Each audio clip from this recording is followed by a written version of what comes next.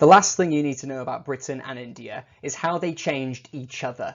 Predominantly, most of the changes you're going to remember are Britain on India. Britain was the ruling class, controlled India, and affected many of the changes that happened in that country that still really affect the area in general today. Predominantly, as you probably are aware, India was an economic resource for Britain. Britain wanted to make money off of India, and it did make lots of money off of India.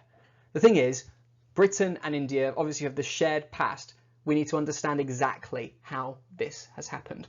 So if you remember all of those different parts, all of those different, should we say, resources that India offered, Britain, should we say, made them a focus in India. I said timber, which is a kind of tree. Those trees would have expanded in India. Massive amounts of farms, logging, cutting down of trees would become a whole industry in India. Spices and spice farming would have been increased tenfold. Farming would have been massive. Gemstones, jewelries, cutting, gold and diamonds and even metal work became industries in India when they had not been so before, because Britain knew they could make money off of it. And this expands to outside of the economic sphere. It expands into factories. Like I told you with trading stations where they process goods to make them into something more worthwhile or more valuable. India went through an industrialization because Britain wanted them to. And the thing is, that meant Britain earned more money off of India, but after Britain leaves or later on, India now has more jobs and factories for people to work in and more resources that are valuable.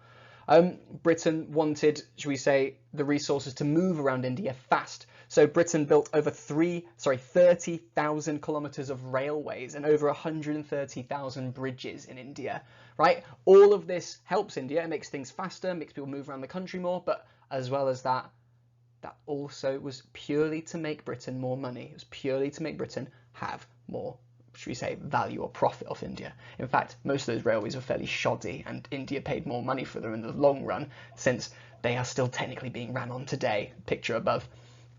Britain wanted, obviously, their workers in India to live a long time. So Britain put in a lot of work into establishing hospitals, as well as establishing vaccine programs. And as much as that increased the lifespan of Indian people, it was still, the whole point was not that they wanted to save lives. The point was that they wanted to make more money. And on top of that, the final one is that culture and society.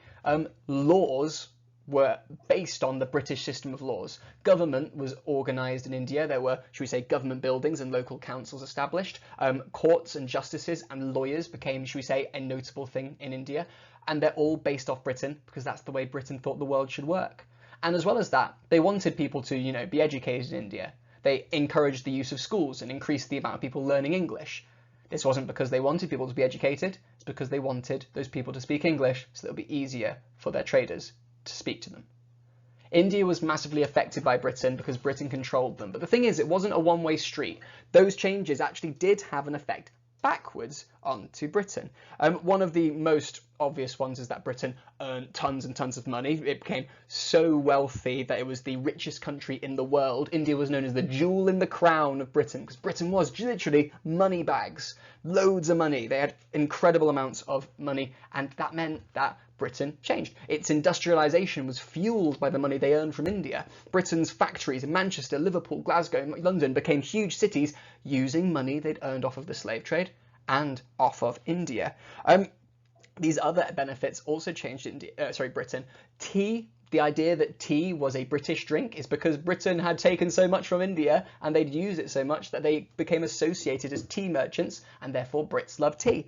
We've got stuff to do with words from the Indian language coming over to English speakers, because the soldiers and sailors and traders in India would bring those words back. Cash, pajamas, shampoo, bangle. They are actual Hindi words from India, but they are used in English now because of that connection. Even curry was brought over to Britain because of this. Now, the question you need to decide for yourself is really whether this is a good or a bad thing for Britain and for India. India was improved by Britain. Britain did make India a better place to live. Things were richer, faster, people lived longer, and people were more educated. However, does the end of just trying to earn money off these people justify that they were making their lives better? Is that good enough for you? See, the questions you need to know the answer for about what these changes were is, firstly, what happened to India's economy from the connection to Britain? The changes, I think you should look them up on your own rather than just listen to me. Look up what happened with factories and the communications and health and culture and society. See what Britain did change and try and think of some specific examples that I've not told you. And even on this, how did the British Raj change Britain as well? And lastly, how was this connection between Britain and India a negative thing? What are the bad things that might have come out of this connection together? I've not told you everything, I really haven't. I've just caught you up.